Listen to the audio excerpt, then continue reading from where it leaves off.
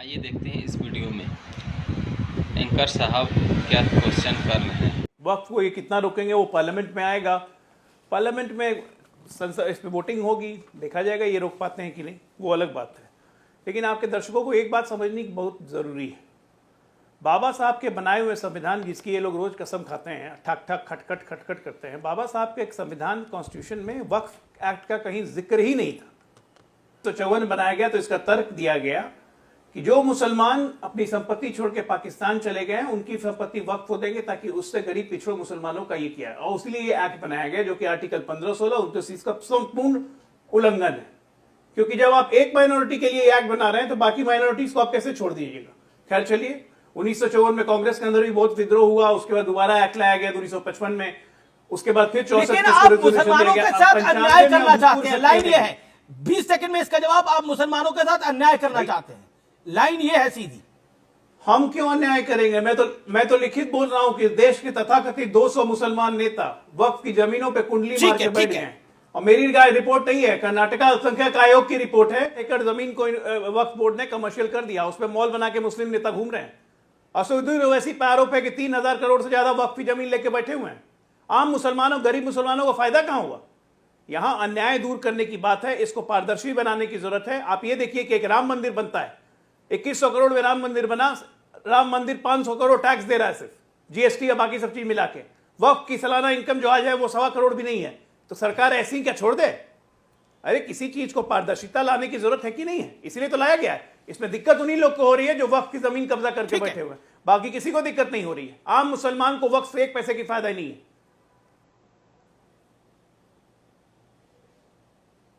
जी, मैं सीधा रुख करता हूं अब समाजवादी पार्टी के सांसद नदवी साहब का। नदवी साहब, आपको मेरी आवाज मिल रही है? जी, उन तक सीधा चलते हैं। नदवी साहब, वक्फ बिल में सुधार हो रहा है, तो इस पर आपत्ति क्यों है? समाजवादी पार्टी इसका विरोध क्यों कर रही है? देखिए, सुधार तब होता जब कोई सुधार की उसमें बात होती। सबसे पहले तो ये हुआ कि वक़्फ़ जो ये बिल लाया गया, जिन लोगों ने इसका ड्राफ्ट किया, कोई भी बिल लाया जाता है किसी कम्युनिटी के ताल्लुक से, तो उसके जो धर्म से रिलेटेड चीज़ें हैं, जो परंपराएं हैं, जो कानून है, जो रीति रिवाज होते हैं, सब चीज़ों को ध्यान में रख कर के लाया जाता है। जब ये बिल लाया गया तो कोई भी इसमें इस्लामिक स्कॉलर या कोई जो है वो उसका जानकार इस्लामिक कानून का कोई इसमें नहीं था, नंबर 1। दूसरे, जो पुराना पहला वक़्फ़ कानून था जी, उसको और कमजोर कर दिया गया। वैसे मिसाल के तौर पर जो लोग काबिज थे, आवश्यकता क्या है? जो मेरा पॉइंट ये है नदवी साहब, मेरा पॉइंट ये है कि वक्फ के कानून की आवश्यकता क्या है? वक्फ के कानून की आवश्यकता इसलिए है कि आर्टिकल 26 ने हर कम्युनिटी, हर समुदाय को अपने कल्चर और तहजीब के साथ मुल्क में रहने की इजाजत दी है। तो इसलिए वक्फ का जो बिल है, वक्फ का जो पुराने दौर से चला आ रहा है, सैकड़ों साल से चला आ रहा है, और उसको तमाम उससे पहली सरकारों ने भी इस चीज को माना है कि भाई हर एक समुदाय को अपने उसके साथ रहने की इजाजत है। आप कह रहे हैं सैकड़ों साल से चला आ रहा है, लेकिन जब संविधान के निर्माताओं, सैकड़ों साल की तो बात नहीं है, ये तो आजादी के बाद इसमें बदलाव होते रहे। और आजादी के बाद, नदवी साहब, मेरा पॉइंट ये है कि आजादी के बाद इसमें बदलाव होते रहे। कांग्रेस की सरकार जब रही, इसमें उसने अपना वेरिएंट डाला और उससे वक्फ को असीमित अधिकार मिल गए। नहीं, असीमित अधिकार क्या मिल गया? आप मुझे बताइए। क्या जिस तरह से हिंदू इंडोमेंट में इविक्शन की पावर इंडोमेंट को हासिल है, वो क्या वक्फ बोर्ड को हासिल थी? आप बताइए मुझे। क्या जो हिंदू इंडोमेंट है उसमें नॉन मुस्लिम को अलाउ करेंगे आप? नदवी साहब, पूरी माजरत के साथ जो 2 कानून कैसे चलेंगे? नहीं, नदवी साहब एक बात बताइए ना, पूरी माजरत के साथ इस देश के अंदर रेलवे और आर्मी के बाद किसकी जमीन है? वक्फ के पास जमीन है कि नहीं? इससे ज्यादा झूठ, सुन लीजिए, इससे ज्यादा झूठा प्रोपेगेंडा कोई और नहीं है। तो बोलिए फिर ये बात, जिस हाई कोर्ट ने ये बात बोली थी। हिंदू एंडोमेंट के पास कितनी प्रॉपर्टियां हैं? ये सिर्फ क्या है कि अगर 20 दुकानें हैं तो उनको 20 प्रॉपर्टियां शुमार कर लिया गया है। बिल्कुल, वरना तो वकफ की जमीन ही क्या भाई, जहां भी कहीं किसी भी, अरे मैं तो जमीन के दायरे की बात कर रहा हूं सर, मैं तो जमीन की बात कर रहा हूं। जितनी रेलवे के पास जमीन है नदवी साहब, जितनी जमीन रेलवे के पास है, जितनी झूठा प्रोपेगेंडा इसकी नहीं प्रोपेगेंडा तो ये जो जब ये हाई कोर्ट ने निर्णय दिया था, जब हाई कोर्ट ने टिप्पणी करी थी तो बोलिए हाई कोर्ट झूठा है। आप कह रहे हैं हाई कोर्ट झूठा है? नहीं, हाई कोर्ट ने कभी नहीं कहा कि वक्फ की तीसरी प्रॉपर्टी जो है वक्फ की है, कभी नहीं कहा। ये आप गलत कह रहे हैं। नहीं, मैं गलत नहीं कह रहा, आप चेक कर लीजिए, मैं आपको डेट और टाइम भी बता सकता हूं कब का हाई कोर्ट। नहीं, आपकी मालूमात ठीक नहीं है, पहले अपनी मालूमात सही करिए, उसके बाद मेरी मालूम। Thank you. नहीं, अब आप उठ रहे हैं। आंध्र प्रदेश हाई कोर्ट ने ये बात बोली थी, आपकी जानकारी के लिए। आप इंटरव्यू छोड़ के मत जाइए, मेरा निवेदन है आपसे, इंटरव्यू छोड़ के मत जाइए, उससे कोई फायदा नहीं होगा। ये तो सवाल पूछा आपसे मैंने, तो आपने सुना। अभी कुछ देर पहले ये इंटरव्यू में थे और क्या बात बोल रहे थे आपके सामने, और बीच में छोड़ के चले गए। 2009 में सीधे तौर पर आंध्र प्रदेश उच्च न्यायालय ने बोला था कि अगर किसी के पास जमीन है आर्मी के बाद, अगर किसी के पास जमीन है आर्मी के बाद और रेलवे के बाद, तो वो वक्फ बोर्ड है। 2009 की मैं बात कर रहा हूं, और ये उल्लेखनीय टिप्पणी थी हाई कोर्ट की 2009 के अंदर, आंध्र प्रदेश हाई कोर्ट की, और उसको हम डिनाई करने पर उतारू हैं। अमीक जमई, क्या इसको डिनाई करा जा सकता है कि वक्फ के पास बेशुमार संपत्ति है? और 2009 की आंध्र प्रदेश हाई कोर्ट की टिप्पणी। देखिए, बिल वक्फ पर जो स्टैंडिंग कमेटी के मेंबर मोहिबुल्लाह नदवी साहब, जो मेरी पार्टी के रामपुर से लोकसभा सांसद भी हैं, उनकी बात आपने सुनी नहीं। आपने बिल्कुल सही कहा है कि हाई कोर्ट की एक टिप्पणी आई थी, लेकिन जो टिप्पणी की डिटेल है वो ये है कि जो 90% जो वक्फ की जायदाद हैं, प्रॉपर्टी हैं, आप जो भी कह लीजिए, वो या तो मस्जिद हैं या तो कब्रस्तान हैं। जैसे मेरे लखनऊ में ऐशबाग कब्रस्तान है, मैं अगर उस ज़मीन का दायरा, अगर मैं पैसे की मैं निकालूं कि उसमें कितनी कीमत की ज़मीन होगी, तो मैं कहूँगा कि 500 करोड़ की ज़मीन है। लेकिन उस कब्रस्तान की ज़मीन में मुर्दे गड़े हुए हैं। हर साल जो कमेटियाँ बनती हैं, वो कमेटियाँ उसकी रख रखाव में, उसके देख रेख में वो पैसे, नहीं तो ये बात डिनाई तो नहीं हो रही ना कि वक्फ के अंतर्गत इस देश में तीसरे नंबर की जमीन है, इसमें तो डिनाई नहीं हो रही ना अमीक भाई। नहीं, मैं आपसे क्या कह रहा हूँ, मैं आपसे यही कह रहा हूँ, आपकी अमीश देवगन जी, आपकी ही बात पे मेरे नेता आदरणीय अखिलेश यादव जी ने भारत की संसद में कहा था कि सरकार की जो निगाहें हैं रेलवे और डिफेंस के बाद मुसलमानों की वक्फ पे ज़मीनों पर है, क्योंकि ज़मीनें कम हैं भारत के अंदर। ज़मीनें बिल्डरों को देनी है, अपने मित्रों को देनी है, तो ज़मीन को कैसे कब्जा किया जाए, संशोधन करके एक ऐसा कानून, एक ऐसा कानून। नहीं, मेरी बात 30 सेकंड। देखिए, एक बात समझिए, जब कोई भी बिल बनती है तो आम सहमति से बनती है। भारत की संसद की सहमति ना, उसके स्टैंडिंग कमेटी के मेंबर खुश हैं। जगदम्बिका पाल जी लखनऊ आए, उन सारी कमिटीज में मैं भी शामिल था। आपको मालूम है, जितने कमेटी डेलीगेशन में जगदम्बिका पाल जी कमेटी ने एक भी बात को एक्सेप्ट नहीं किया। वही किया जो बिरला जी चाहते थे और मोदी जी चाहते थे।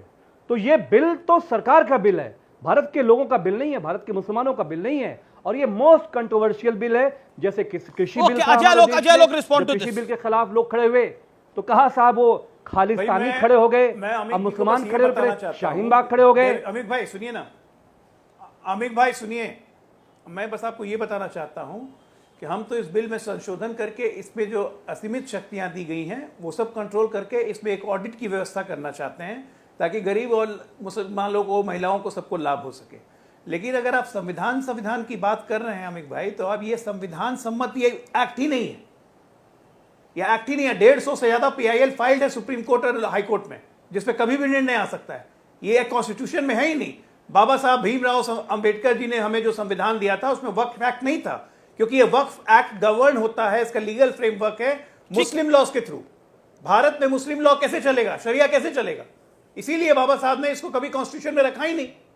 लेकिन अब जब चूंकि ये बन गया, 70 साल से चला आ रहा, तो इसकी विसंगतियों को दूर करना जरूरी है। अब बताइए, पावर ऑफ एंडोरमेंट एक्ट था इसमें कि जितना जो भी संपत्ति एक बार मैंने घोषित कर दी है हमारी संपत्ति है। जैसे कल अभी बंगाल में उन्होंने बोला कि ईडन गार्डन वक्फ की संपत्ति है। अब ईडन गार्डन के लोगों को पेपर देके प्रूफ करना पड़ेगा वक्फ के ट्रिब्यूनल में जाके कि भाई ये मेरी संपत्ति है। वक्फ को जब तक रखेगा, मन रखेगा, उसके अपने ट्रिब्यूनल में भेजेगा, ट्रिब्यूनल भी वक्फ का, उसका आप चैलेंज ही नहीं कर सकते हैं। तो ये सब चीजें सही करने की जरूरत है कि नहीं है? यही सब तो किया गया है, इसमें दिक्कत क्या है? अमीश जी पहले था कि हम महिलाओं को भी उसमें अधिकार दे रहे हैं, हम सांसदों को भी अधिकार दे रहे हैं कि आप आइए इधर आइए। औरंगजेब हो, वक्फ हो, ये लाइन एंड लेंथ सेम क्यों है? औरंगजेब से लेकर देखिए अजय आलोक भाई अमेंडमेंट की बात कह रहे हैं। पूरे देश के जितने भी कानून हैं हर चीज में अच्छे अमेंडमेंट होते हैं। हमारा ये कहना है कि आप अच्छे अमेंडमेंट करिए। अब हमारे आदरणीय मुख्यमंत्री योगी आदित्यनाथ जी कहते हैं कि 1952 का जो 1359 का जो फसली है उससे मिलान करेंगे और जो जमीनें मैच होंगी वो वक्फ की, जो मैच नहीं होंगी वो वक्फ की नहीं है। उत्तर प्रदेश में जो सर्वे डिपार्टमेंट हमारा, जिसने सारी जमीनों को क्लासिफाइड किया कि कौन सी ग्राम पंचायत है, कौन गुरगड्ढा है, कौन वक्फ है, कौन मस्जिद है, कौन हिंदू कब्रिस्तान है, कौन सिख कब्रिस्तान है, तो सवाल ये है कि 1970 के दशक में जो सर्वे डिपार्टमेंट बना जिसने जमीनें क्लासिफाइड की, मुख्यमंत्री जी उसके खिलाफ बात कर रहे हैं। आप ये बताइए कि अभी बिल तो देश में लागू नहीं हुआ, हमारे आदरणीय मुख्यमंत्री जी ने एक नया सर्वे करा के बता दिया कि 90% जो मस्जिदें हैं उत्तर प्रदेश के अंदर। फैज खान ये कोई बात हो गई? फैज खान जी बिस्मिल्लाहिर्रहमानिर्रहीम रब्बिश रहली सदरी व यसिरली अमरी वहलुल उक़दतन मिन लिसानी यफ़क़हू क़ौली। देखिए अमीश भाई, जहां तक ये बात कर रहे हैं ये केवल भड़काने वाली बातें हैं। ये रेगुलेट किया जा रहा है, फिर से मैं कह रहा हूं, ये किसी भी तरह से खत्म करने का कोई प्रावधान नहीं, यानी कि डिमोलिश नहीं किया जाएगा। अन्याय हो रहा है? बिल्कुल अन्याय नहीं हो रहा है, क्योंकि आज भी असदुद्दीन ओवैसी ने यही कहा कि मस्जिदें छीन ली जाएगी, दरगाह छीन ली जाएगी, खानकाहें छीन ली जाएगी, कब्रिस्तान छीन लिया जाएगा। मैं दावा यही कह रही है, कांग्रेस भी तो यही लाइन ले रही है, सपा भी तो यही लाइन ले रही है। मैं बारंबार कहता हूं, मुसलमानों का तुष्टीकरण और राजनीतिक अपराधीकरण कांग्रेस और समाजवादी पार्टी ने किया। ये 1 साल टोपी पहनकर जाते हैं अफ्तार पार्टी में, मुसलमानों को 5 साल टोपी पहनाते हैं। राहत इंदौरी ने कहा कि सियासत में जरूरी है रवादारी समझता है, वो रोजा तो नहीं रखता पर अफ्तारी समझता है। 50 साल तक तुष्टीकरण करके सच्चर कमेटी की रिपोर्ट लाते हैं कि मुसलमान शिक्षा में सबसे पीछे, सैनिटेशन में सबसे पीछे, आर्थिक स्थिति में सबसे पीछे। भाई तो तुम्ही ने तो किया, तुम्ही ने तो मुसलमानों के हालत ये की, और आज भी मुसलमानों को भड़का रहे, उनको पढ़ने लिखने, कोई प्रॉपर्टी नहीं छीनी जा रही है, मुसलमानों के साथ अत्याचार नहीं हो रहा है। बल्कि किरण रिजिजू जी ने संसद में ये स्पेसिफाई किया है कि आज एक बौद्ध को मना किया जा रहा है वक्फ पर बोलने के लिए, लेकिन एक बौद्ध ये सुनिश्चित करता है मुस्लिमों को उनका पूरा अधिकार मिलेगा, वक्फ का एक भी पैसा मुसलमानों के अतिरिक्त इधर उधर नहीं जाएगा, उनको पूरा अधिकार मिलेगा। मां बहनों को जो हक मिलना था, जो हॉस्पिटल बनने थे, जो विद्यालय बनने थे, जो अब तक नहीं बने, वो पूरा होगा। अच्छा, मेरा आपने बोला, मेरे साथ इस चर्चा के अंदर शोएब जमी भी हैं जो कि दिल्ली प्रदेश अध्यक्ष हैं AIMIM के। मैं उनका रुख करता हूं, ये क्यों इतना हल्ला मचाने की आवश्यकता है और ये कहने की जरूरत है कि मस्जिदें छीन ली जाएंगी? ये डर का माहौल क्यों? मस्जिद दरगाह पे कब्जा करना चाहते हैं, ये डर का माहौल क्यों? देखिए, जो हमारे पैनलिस्ट हैं इसमें, मैं उनसे आशा करता हूं कि वो थोड़ा सा पढ़ें, और पढ़ने के बाद उनको समझ में आएगा ये जो वक्फ के अमेंडमेंट का जो बिल अभी जो ड्राफ्ट आपने देखा है, उस ड्राफ्ट को पढ़िए। थोड़ा पढ़ने के बाद आपको अंदाज़ा लगेगा कि वक्फ बाय यूज़र क्या है। अब मैं इनसे पूछ दूं अगर वक्फ बाय यूज़र क्या है तो कुछ नहीं पता होगा। आप सब पता है, ये नहीं इकरार भी रब्बिकल है, ये उनको 40 सेकंड बोलने दीजिए। 150 पेज की पुस्तक लिखी है हम लोगों ने, नाम है respect to Islam and gift for Muslim, वक्फ बिल 2024। एक सेकंड, वो पहले बोले। वक्फ बाय यूज़र क्या होता है? अगर उसमें हम 1995 के एक्ट से जो है अगर उसमें अमेंडमेंट करते हैं तो क्या उसका असर पड़ेगा? Waqf by user the religious structure और the religious place which has been use from the time immemorial. अब इस देश में हज़ारों मंदिर हैं, हज़ारों गिरजाघर हैं और हज़ारों दूसरे धर्मस्थल हैं जो टाइम इमेमोरियल से इस्तेमाल में होते आ रहे हैं। उसी तरह वक्फ के नाम पर कई सारी सैकड़ों जो है मस्जिदें हैं, कब्रिस्तान हैं जो टाइम इमेमोरियल से यूज़ होती जा रही है। जिसको वक्फ किया गया, आप उसको कैसे रेगुलराइज करेंगे? उन मंदिरों के कागज़ लेके आप आएंगे जो यहाँ से DDA के ज़मीन पे बनी है, पार्क पे बनी है और यहाँ से पुलिस स्टेशन पे बनी है या सड़क के किनारे बनी है?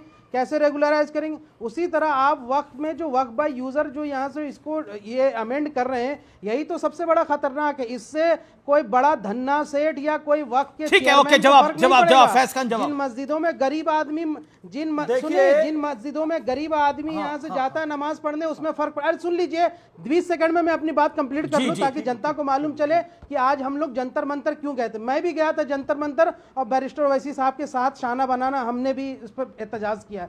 इसलिए ये कि जिस वक्फ बाय यूजर के थ्रू हमारा गरीब आदमी की मस्जिद, आम आदमी की कब्रिस्तान और आम आदमी की दरगाहें वहां पे मौजूद हैं वक्फ के जरिए से ऑलरेडी पहले से ही टाइम इमेमोरियल से, उन पर एक सेकंड एक जमाई शोएब जमाई नहीं सुनना पड़ेगा। शोएब जमाई, कभी औरंगजेब के नाम के कसीदे, कभी वक्फ के नाम पर गुमराह करना, ये दुकान कब तक जारी रहेगी?